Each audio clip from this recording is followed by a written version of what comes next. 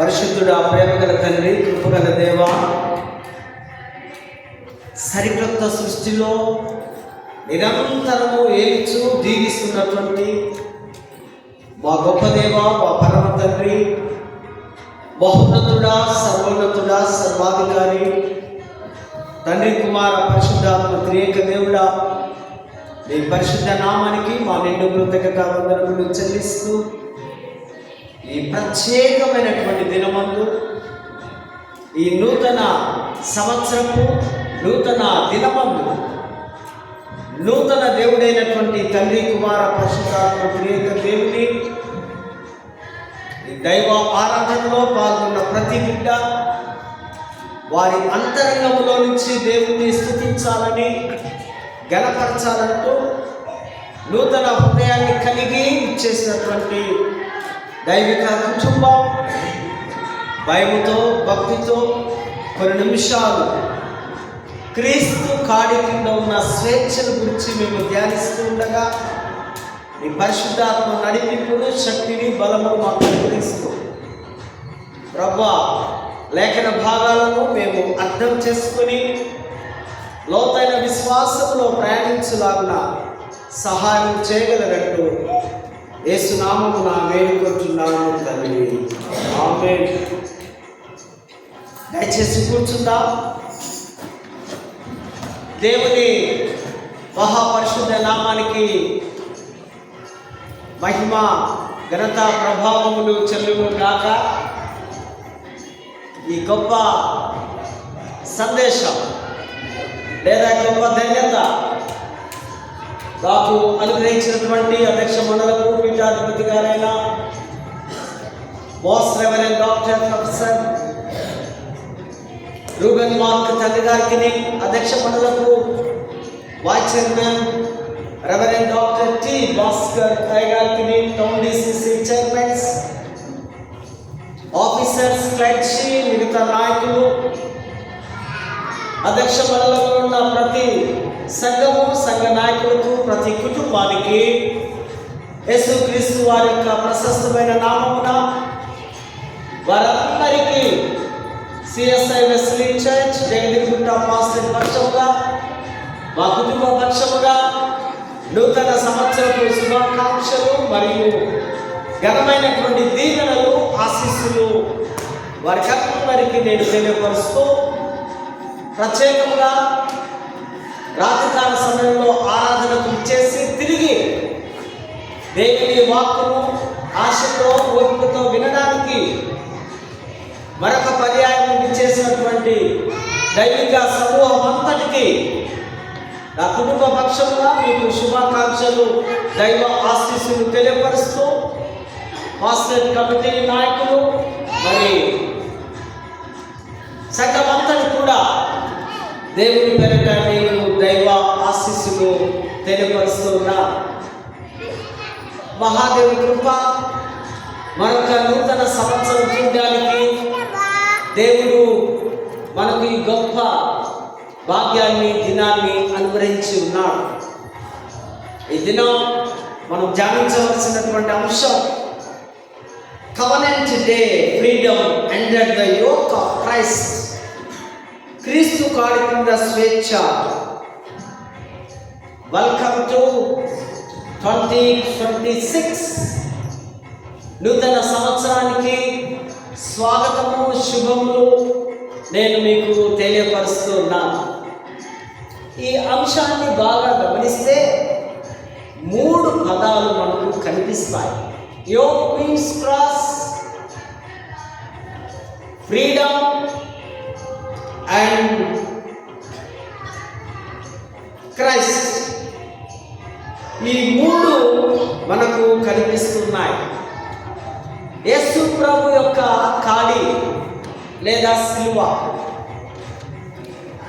ఈ అంశంలో మనం ధ్యానం చేస్తే క్రీస్తు అనే కాడి ద్వారానే మనకు స్వేచ్ఛ, ఫ్రీడమ్ వచ్చింది.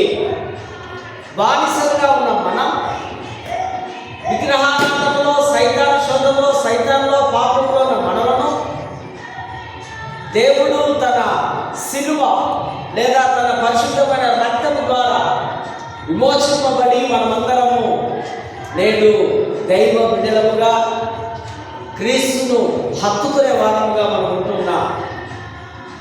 యోగ్ కాడి వ్యవసాయానికి పనికొచ్చే ఒక సాధనం. 2 ఎడ్ల మీద ఆ మెడ మీద మోపుతున్నటువంటి బరువైనటువంటి చెక్కతో చేయబడినటువంటి ఒక సాధనం. అది ఆ కాడి భుజం మీద పెట్టి మోయడం మనము వ్యవసాయానికి మనకందరికీ బాగా తెలుసు.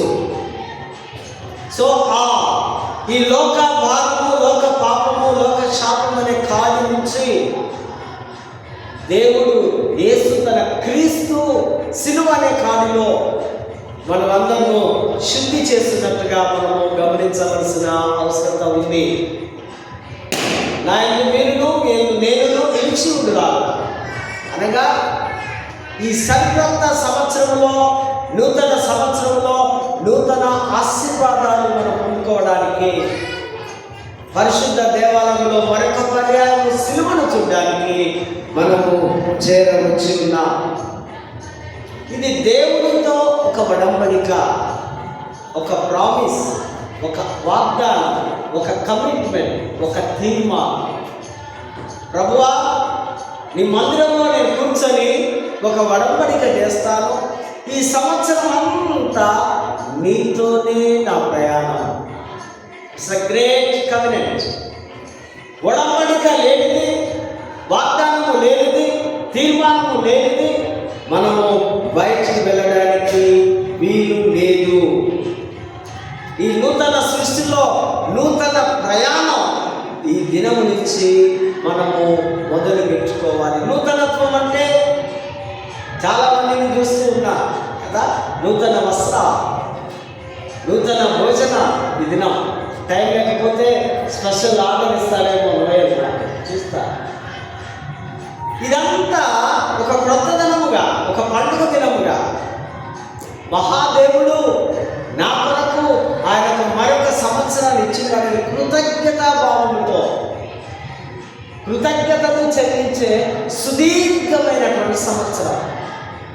ఈ సంవత్సరం అంతా దేవుడికి కృతజ్ఞతను మనం తెలియపరచాలి ప్రతి విషయంలో అని మీకు నేను జ్ఞాపకం చేస్తూ ఉంటున్నాను. నూతన సంవత్సరంలో నూతన స్వభావం, నూతన మనస్సు, నూతన భావ, నూతన ఆలోచన, నూతన దాతృత్వం, నూతన గివింగ్ నేచర్, ఇవన్నీ క్రీస్తుకు కలిగిన స్వభావాలు మనము ధరించుకొని ఈ 2026లో మన ప్రయాణము కొనసాగాలి. దేవుడితో నిబంధన చేసుకొని ఆయన భాగస్వామ్యంగా మనము ఈ యొక్క ఒక దైవికమైనటువంటి పిలుపులో మన చుట్టూ ఉన్న వాటన్నిటినీ, లోకానుసారమైన వాటిని వదిలేసుకొని కేవలము యేసు వైపు చూస్తూ అంతర్గతంగా దేవుడితో కలిసి ప్రయాణించేదే ఈ నూతన సంవత్సరం అని మీకు నేను జ్ఞాపకం చేస్తున్నా.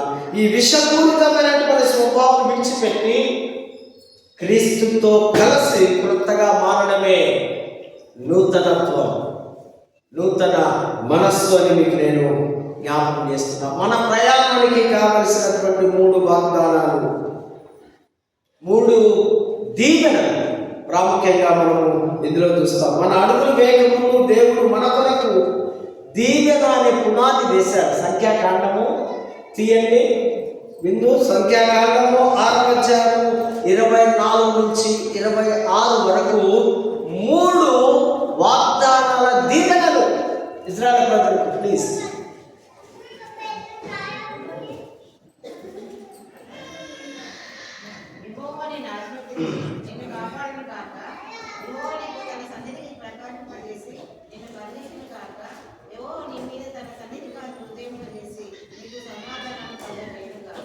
యెహోవా నిన్ను ఆశీర్వదించి కాపాడుగాక. ఇది భౌతిక పరమైన దీవెన, ఫిజికల్ బ్లెస్సింగ్. హీబ్రూలు అంటారు బారాహ్. బారాహ్ అనే ఈ మాట ఫిజికల్గా మీకు ఏమేమి కావాలో మన భౌతిక పరంగా మనకేం కావాలి? మంచి ఆహారం, మంచి ఆరోగ్యం, మంచి నిద్ర, మంచి స్థాయి. ఈ శరీరానికి సుఖాలు ఏమేమి కావాలో అవన్నీ ఇస్తానన్నాడు ప్రభు. చాలా అద్భుతమైన మాట ఆయన చూసి చెప్తున్నాడు. He will provide good health, hope, prosperity and keep you safe. నిన్ను క్షేమంగా, ఆరోగ్యంగా, నీకు ప్రతిదీ కూడా ఆయన సమర్పించగలడు. ఇట్స్ కాల్ ఆయన ఫిజికల్ బ్లెస్సింగ్. నెంబర్ 2 మనం చూసినట్లయితే ఆధ్యాత్మిక దీవెన, స్పిరిచువల్ బ్లెస్సింగ్, స్పిరిచువల్ బరాహ్. ఇది మనం చూస్తే ఆయన నీకు తన సన్నిధి ప్రకాశింపజేసి నిన్ను కరుణించును గాక. రెండవ దీవెన, his light will shine upon you with grace bringing holiness. నీకు ఆ రెండవ దీవెనలో ఆయన ఆధ్యాత్మిక దీవెన ఇస్తూ ఉన్నాడు. నిన్ను ప్రకాశింపజేసి నువ్వు లోకానికి ఒక వెలుగుగా, లోకానికి ఒక బ్రైట్ ఫ్యూచర్. ఈ దీవెన, స్పిరిచువల్ దీవెన, నువ్వు ఎక్కడికి వెళితే అక్కడ అనేకులు నిన్ను చూసి దీవించబడాలి. నిత్యోపదేశ కాండంలో కూడా మనం చూస్తాం కదా, 28 చాప్టర్ అనుకుంటా. అదంతా బ్లెస్సింగ్ చాప్టరే. లోనికి పోయినప్పుడు దీవెన, బయటకు వచ్చినప్పుడు దీవెన, నువ్వు ఎక్కడికి వెళితే అక్కడ దీవెన.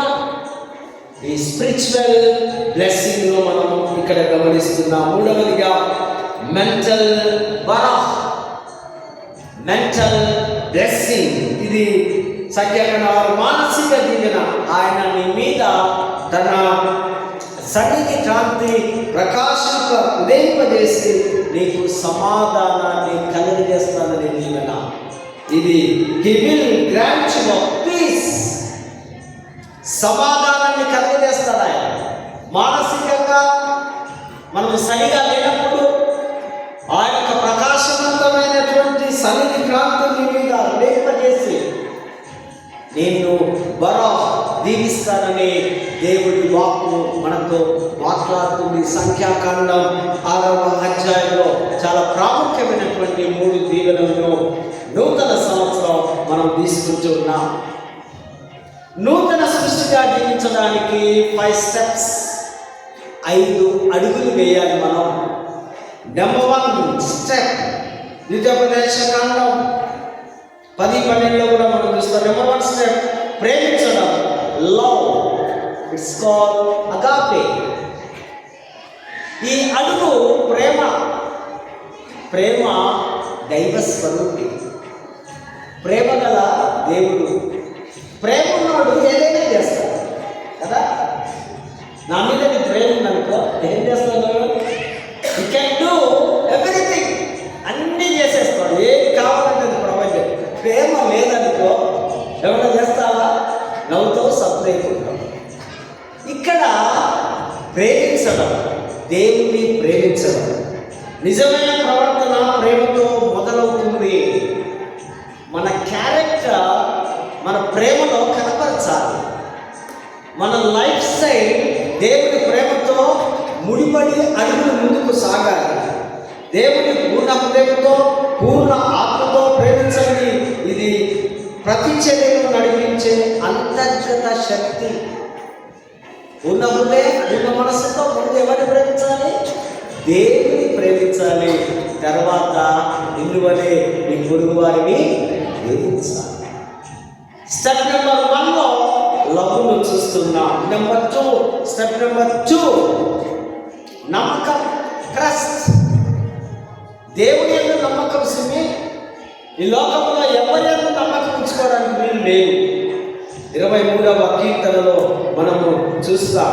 అపాయము, అనిశ్చిత సమయాల్లో దేవుని వాక్యమే మనకు మార్గదర్శి. గొర్రెల కాపురిగా ఆయన నడిపిస్తాడు. ఆయన దుడ్డు కర్ర మనకు తోడుగా ఉంటూ ఉంది.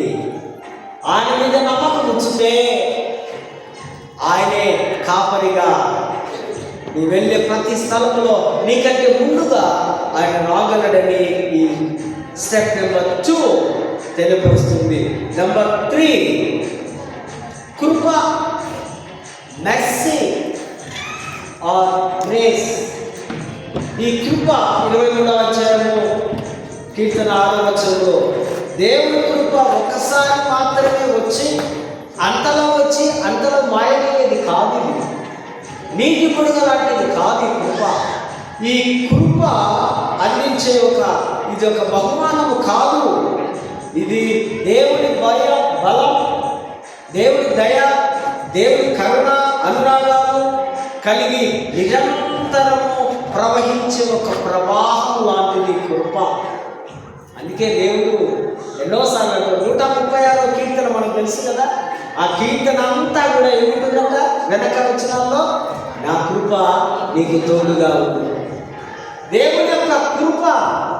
అందుకే కీర్తనక రాస్తున్నాడు, కృపాక్షేమములు నాదంట వచ్చును. కృప క్షేమం ఇద్దరు అన్నదమ్ములు, వారిద్దరిని మన వెంబడి వస్తారు మన ఈ జీవిత ప్రయాణంలో. నెంబర్ 4 అడుగు పరిశుద్ధత. హోలీ హదియోస్. నేను పరిశుద్ధులను కనుక మీరు కూడా పరిశుద్ధంగా ఉండాలి.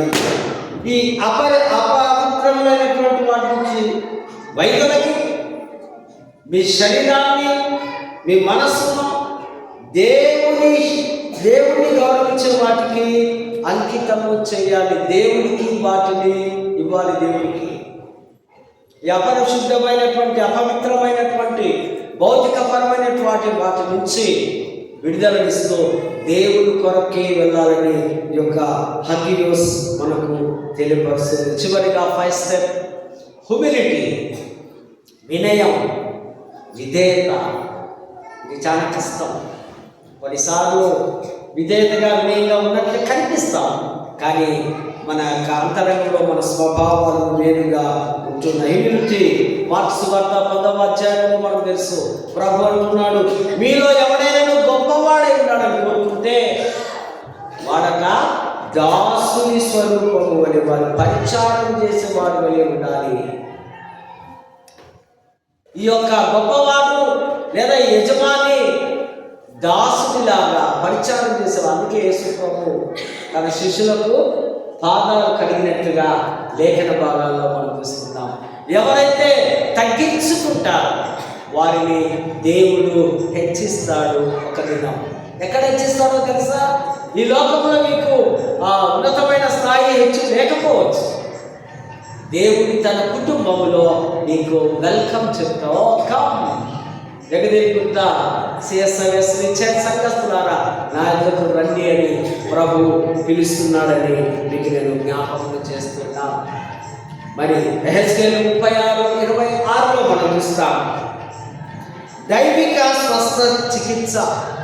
రాతి గుండెకు బదులు మాంసపు గుండెనిస్తా అన్నాడు. ఇది ఒక నూతన సర్జరీ. ఈ సర్జరీ ఇది దేవుడే చేయగలడు. రాతి గుండెలు ఏమున్నాయి? లాస్ట్ ఇయర్ 2025 12 గంటలు కాకముందు మన గుండె ఎలాంటిది? మనదంతా రాతి గుండె, పాపపు గుండె, మోసపు గుండె, చెడిపోయిన గుండె.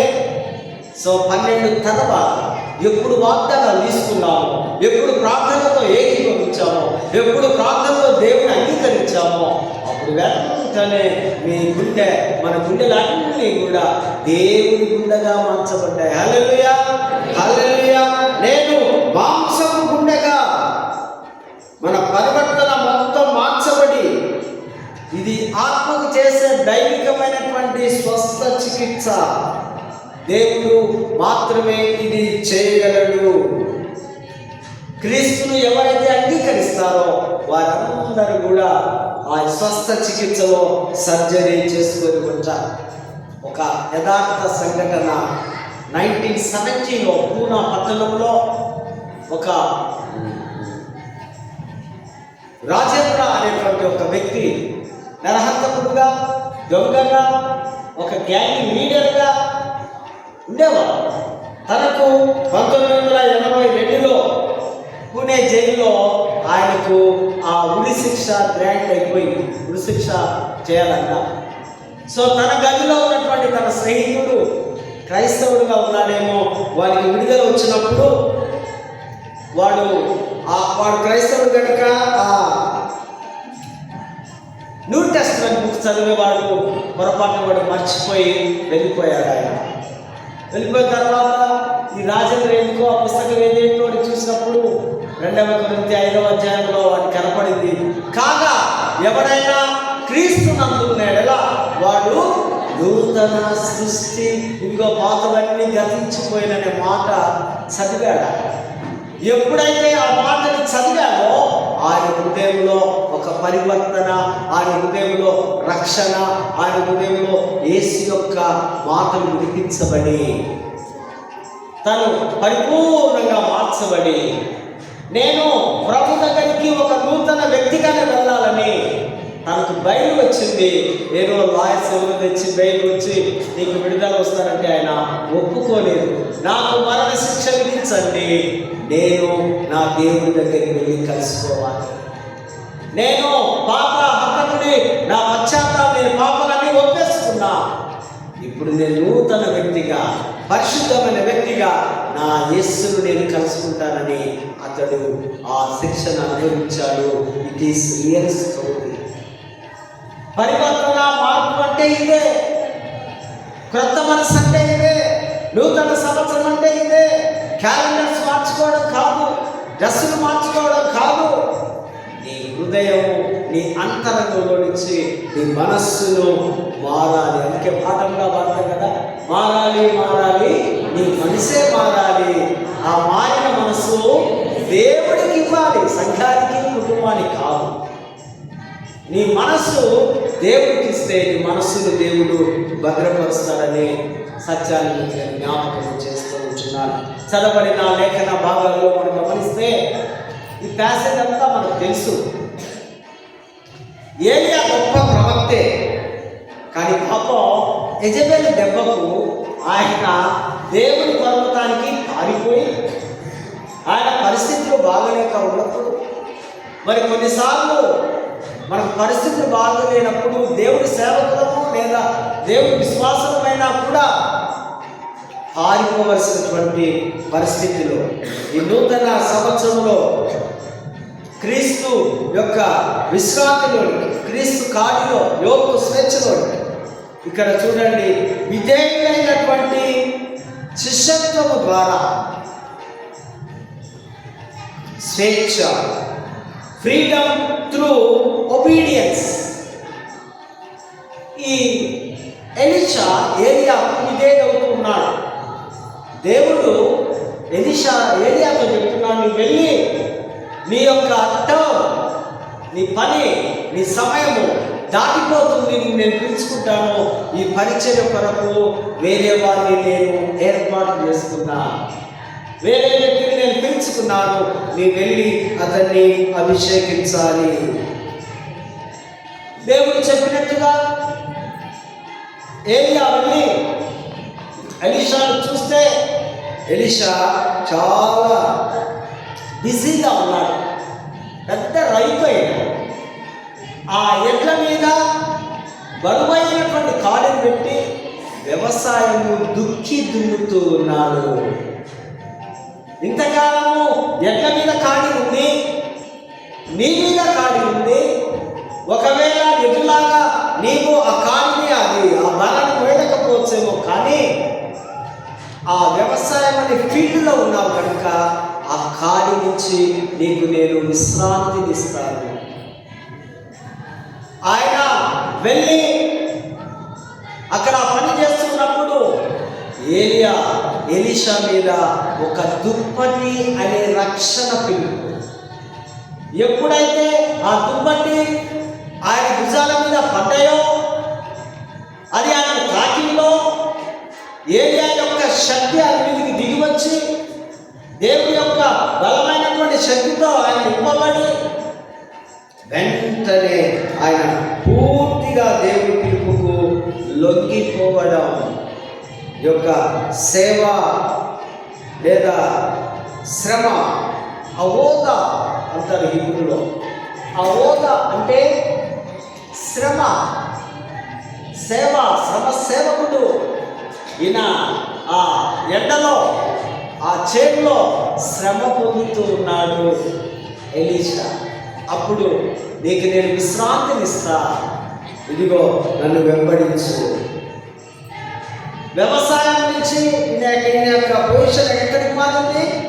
ప్రవచించేవాడిగా, ఒక ప్రవక్తగా మారడం. చూడండి దేవుని కార్యాలు.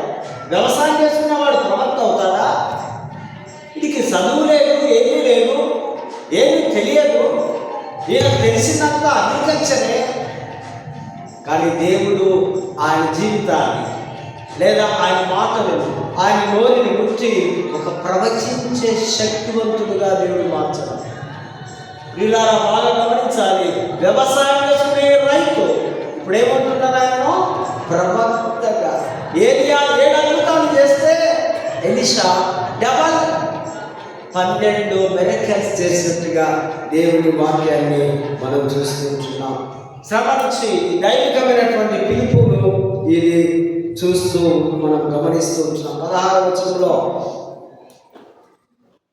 ప్రవక్తగా ఉన్నటకు ఎలీషాకు అభిషేకము చేయుము. ఆ దినాల్లో అభిషేకం ఎవరెవరికి? రాజులకు ఉంది, యాజకులకు ఉంది, ప్రవక్తలకు ఉంది. నీవు వెళ్ళి అభిషేకించు.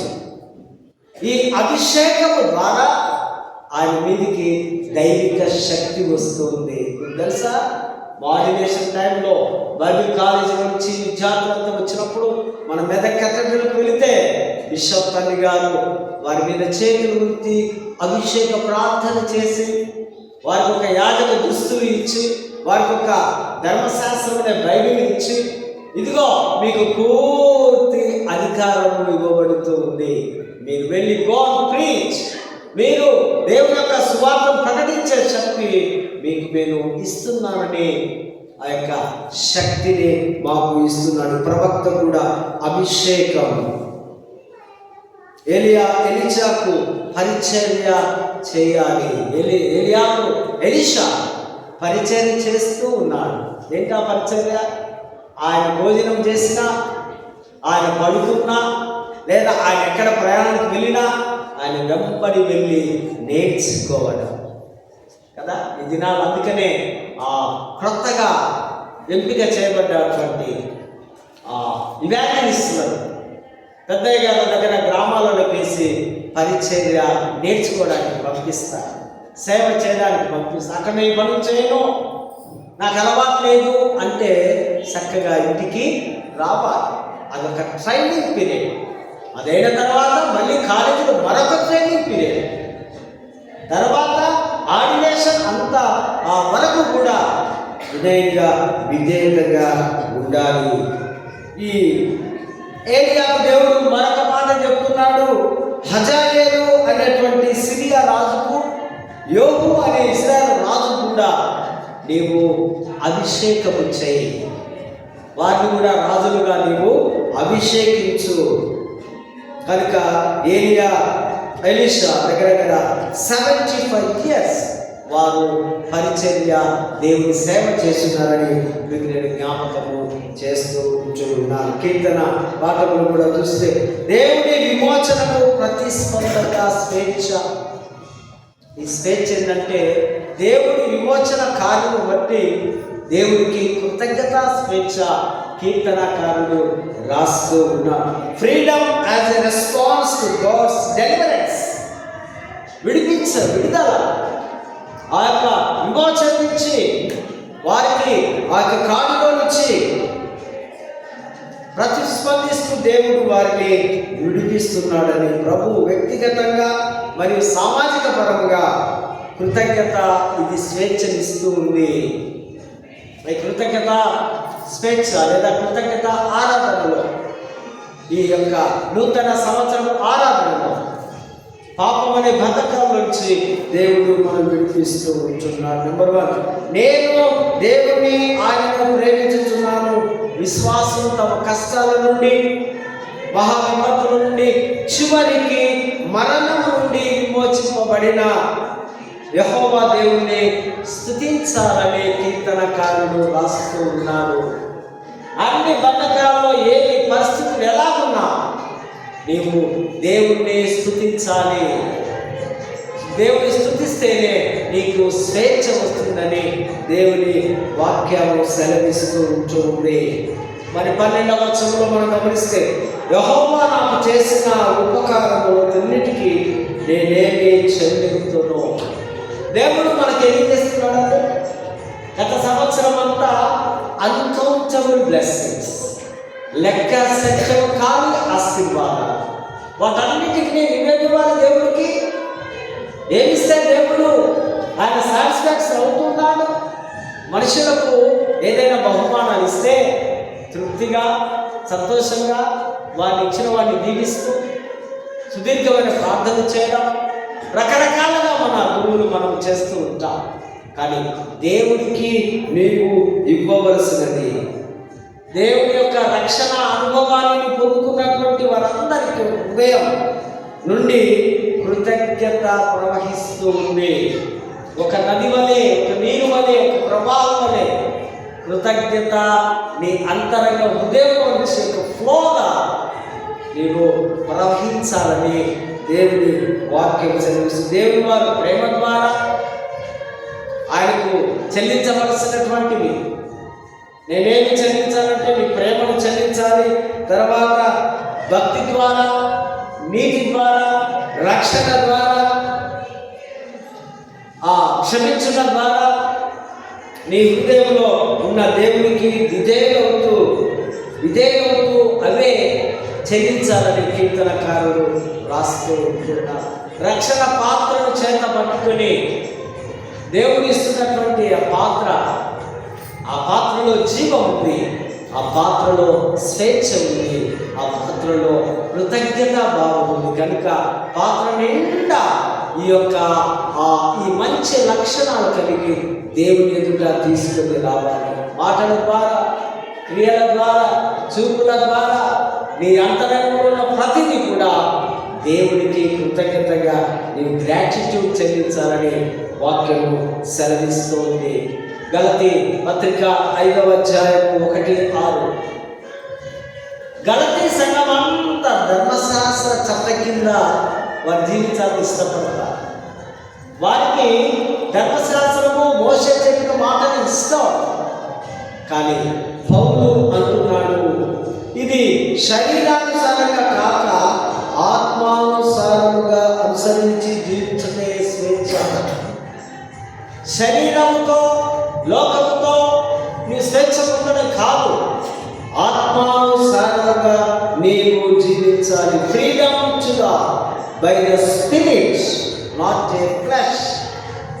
శరీరము భౌతికపరమైనది కాదు, నీవు ఆ యొక్క ఆత్మానుసారంగా. జాన్ స్కాట్ అనే పండితుడు అద్భుతమైనటువంటి మాట మాట్లాడు. The cross of Christ and basic Christianity. ఈ యొక్క సిలువ నిజమైన స్వేచ్ఛగా దేవుని పట్ల, ఇతరుల పట్ల బాధ్యతతో జీవిస్తూ మనం దేవుని సేవకులముగా ఒకరినొకరము కలిసి మెలిసి జీవించాలి. ఈ యొక్క క్రైస్తులో లేదా క్రీస్తులో, ఈ క్రాస్లో, ఈ కాడిలో ఉన్నటువంటి గొప్పతనం ఏంటంటే ఒకరినొకరము కలిసి మెలిసి జీవించాలి. ఇది మొదలుకొని మన సంఘం ఒక గొప్ప వాగ్దానం తీసుకుంటూ ఉంది. మేమందరము దేవుని కుటుంబమే, మాకు ఎలాంటి భేదములు లేవు, మేమందరము క్రీస్తును వెంబడించే వారమే, మేము కలిసి మెలిసి జీవిస్తామనే ఒక వాగ్దానం. రకరకాల ప్రామిస్లు ఇస్తున్నారు, కానీ నేను ఇక్కడి నుంచి మీకు ఇస్తున్న వాగ్దానం మన కుటుంబం ఇది ఒక్కటే. ఈ కుటుంబంలో తారతమ్యములు లేదా మత్సరములు, కలహములు ఏమీ లేవు. ఇవి దేవుని కుటుంబం అని మీకు నేను తెలియపరుస్తున్నాను. మొట్టమొదటి వచనంలో స్వేచ్ఛ పాప బంధముల నుండి విముక్తిని ఇస్తుంది. స్వేచ్ఛలో, క్రీస్తు స్వేచ్ఛలో ఉన్నవారు పాపములో జీవించడానికి వీలు లేదు. పాపం అనే కాడి కింద బ్రతకడానికి వీలు లేదు. పాపం అనే మోసం చేత జీవించడానికి వీలు లేదు. అదే నా freedom from the bandage of sin. పాపంకు దూరంగా జీవించడమే పరిశుద్ధుడు లేదా ఆత్మార్థ సంబంధమైన వ్యక్తి యొక్క లక్షణమని మీకు నేను జ్ఞాపకం చేస్తున్నాను. రెండవదిగా దేవుని సేవించే స్వేచ్ఛ, ఫ్రీడమ్ టు సర్వ్ గాడ్. దేవునే సేవించాలి, దేవునే ఆరాధించాలి. ఇప్పటిదాకా పాట కూడా పాడుతున్నాం, నిన్నే సేవించును, నిన్నే ఆరాధించు.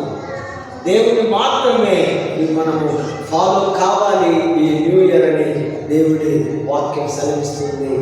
మూడవదిగా ఇతరులను ప్రేమించే స్వేచ్ఛ, ఫ్రీడమ్ టు లవ్ అదర్స్. ఈ స్వేచ్ఛ చాలా ఘనమైనటువంటి స్వేచ్ఛ. ఇది ఇతరులను ప్రేమించే స్వేచ్ఛ, మనకు కనపడ్డ మన తోటి వారిని ప్రేమించే స్వేచ్ఛ, మనం ఎదుగని వారిని, మానవ జాతిని ప్రేమించే స్వేచ్ఛ. నిలువలేని పురుగు వారికి అర్థం మనకు తెలియని వారికి సహాయం చేయడమే స్వేచ్ఛ, ప్రేమ. అప్పుడే దేవుడు ఇస్తున్న రెండవ ఆజ్ఞకు మరి యొక్క ఉన్నతమైన భావం ఉంటుందని మీకు నేను జ్ఞాపకం చేస్తూ ఉంటున్నాను. నాలుగవదిగా ఆత్మలో స్వేచ్ఛ, ఫ్రీడమ్ ఇన్ స్పిరిట్. పరిశుద్ధాత్మైన నడిపింపు ద్వారా ఈ ఆత్మలో, ఈ స్పిరిట్లో మీరు స్వేచ్ఛను పొందుకొని ఉండాలి. ప్రభువా, నీ ఆత్మ నా వీధికి దిగి వస్తుంది. ఆ పెంతెకొస్తు దినాన అపోస్తలుల 2వ అధ్యాయంలో 120 మందికి వీధికి ఒకేసారి పరిశుద్ధాత్మ వచ్చింది. పరిశుద్ధాత్మ రావాలంటే సింపుల్, మీరు ప్రార్థన చేసి కనిపెట్టాలి. పరిశుద్ధాత్మ మీకు వచ్చినప్పుడు మీ ప్రవర్తన మీరు టోటల్గా మార్చబడతారు. కొత్త భాషలు మార్చబడతారు, కొత్త ఆలోచనతో ఉంటారు, కొత్త ప్రవర్తనతో ఉంటారు, కొత్త బుద్ధితో ఉంటారు, కొత్త మనస్సును కలిగి ఉంటాం. హోలీ స్పిరిట్ మీ మీదికి వచ్చి టచ్ చేసినప్పుడని పౌలు గలతీ సంఘానికి హెచ్చరిస్తూ ఉంటున్నారు. చదవబడినటువంటి ఈ యొక్క సువార్తల పాఠంలో కూడా మనం గమనించినట్లయితే ఇది మాట మనం ప్రతి వారం ఆరాధన క్రమంలో కూడా మనము చూస్తాం. ప్రయాసపడి వారం వస్తున్న సమస్త జనులారా నాయకు యేసు ప్రభు ఇస్తున్న స్పెషల్ ఇన్విటేషన్ టు ఆల్. అందరికీ దేవుడు ఒక ప్రత్యేకమైనటువంటి స్వాగతాన్ని దేవుడు అందిస్తూ ఉన్నారు. ఒక అద్భుతమైన పిలుపును యేసు ఇస్తూ ఉంటున్నారు. క్రీస్తు కాడి కింద విశ్వాసం పొందుతున్న స్వేచ్ఛ, ఆ బానిసత్వము ఆ కాడి నుంచి యేసు ప్రభు కాలంలోకి వచ్చినప్పుడు విశ్వాసం అంటారు యేసు అనే కాడి. అందుకే ఆయన అంటాడు, నా కాడి సులువుగా ఉంటుంది, నా యొద్దకు రండి. ఈ లోకంలో మీకు ఎన్నెన్నో భారాలు ఉన్నాయి కదా, ప్రయాసపడి భారం వస్తున్న సమస్త. It is universal call. క్రైస్తవులకే పిలుపు కాదు, ప్రభు దగ్గరికి అందరూ వస్తే అందరికీ ఆయన ఇస్తున్నటువంటి విశ్రాంతి, స్వేచ్ఛ. నా యొద్దకు వచ్చి నా మాట వినండి. Restful freedom in the yoke of Christ. నేను సాత్వికుడను, దీన మనస్సు కలవాలి. నా క్యారెక్టర్ ఏంటి, నా స్వభావం ఏంటి, నా మనస్సు ఏంటి? నేను సాత్వికుడను, సాత్వికుడు అంటే ఏమి చేయని చేతవాడు కాదు అనేది కాదు అర్థం అక్కడ. సాత్వికుడు అంటే దేవుని పరిపూర్ణ హృదయం కలిగిన వాడు నేను, నా తండ్రి యొక్క మనస్సు కలిగిన వాడు నేను. నా కాడి సులువుగా ఉంటుంది, మీ భారం అంతా నేను మోస్తూ ఉంటాను. ఎన్ని భారాలు ఉన్నాయి? 2025లో ఉన్న లోక పాప శాప భారం అంతా ప్రభు వీపు మీద మనం వేసి ఉన్నాం. సో ఈ సంవత్సరం పాప భారమే లేదు. హల్లెలూయా, హల్లెలూయా. అందరము పరిశుద్ధుల వలె ఉండాలి. అందరము క్రీస్తు మోసిన కాడిని మనం మోయాలి. ఇదే స్వేచ్ఛతో కూడిన కాడి అని మనం అలసిన వారికి విశ్రాంతినిస్తున్న యేసు. ఆయన దగ్గర రెస్ట్ ఉంటుంది. ఈ లోకంలో మనకి ఎన్నెన్నో శ్రమలు కదా, ఎన్నెన్నో కష్టాలు. కొన్ని మైళ్ళ దూరం వెళ్ళి మనం పనులు చేసుకోవాలి ట్రాఫిక్లో, సిటీలో. ఎంతో స్ట్రెయిన్ అవుతాము బండి నడపడం, ఆ బండి లేదా కారు. ఈ ప్రయాసం, ఈ భారం, పిల్లల భారం, భార్య భారం, తల్లిదండ్రుల భారం, ఇరుగు పొరుగు వారి భారం, అనేకమైనటువంటి భారాలు, కష్టాలు అన్నీ ఉన్నాయి. అవన్నీ నా మీద వేస్తే నేను విశ్రాంతిని వస్తాను. నా యొక్క రండి, మీ భారమంతా నేను మోస్తాను. మీకు తెలుసా, చిన్నప్పుడు మన 5-6 years ఉన్న పిల్లలు వారికి ఒకసారి కిందికి దించి నడుము డాడీ కొద్ది దూరం వాడు వెళ్ళి తర్వాత డాడీ మమ్మీ ఎత్తుకో అంటారు. సో ఈ తల్లిదండ్రులకు ఆ పిల్లడు భారము కాదు, నేను పోయలేను, నడు నీ ఇష్టం వచ్చిన పోరా అని వదిలేస్తారా అండి? నువ్వు పోయలేకపోయినా, నీకు దమ్ము వచ్చినా, నువ్వు పేషెంట్ అయినా, నీ కాళ్ళలో బలం లేకపోయినా, ఏదో ఒక విధంగా వాని కనీసం చేతితో ఈడ్చుకుంటున్నాను నా వెళ్ళి నువ్వు వాడిని సేఫ్ ప్లేస్లోకి తీసుకెళ్ళాను. ప్రభు అదే అంటున్నాడు, నీ భారాన్ని నేను మోస్తా. నా కుమార్తె, జస్ట్ టర్న్ అబౌట్ మీ. నా వైపు నీవు తిరిగితే నీ వైపు నేను తిరుగుతా, కనుక నీ భారము నా మీద వేయి. 29వ వచనంలో, కానీ నాగలి మోయడానికి ఏ విధంగా బరువులు ఆ ఎద్దులు మోస్తాయో ఆ విధంగా ప్రభు వీపున అనేకమైనటువంటి ఈ అనారోగ్యం అనే భారం, ఈర్ష్య అనే భారం, పాపం అనే భారం, రకరకాలైనటువంటి భారాలతో మనం ఈ లోకంలో అలసిపోయినప్పుడు దేవుడు పిలుస్తూ ఉన్నాడు, నా యొద్దకు రండి, నేను మీ కొరకే వచ్చి ఉన్నా.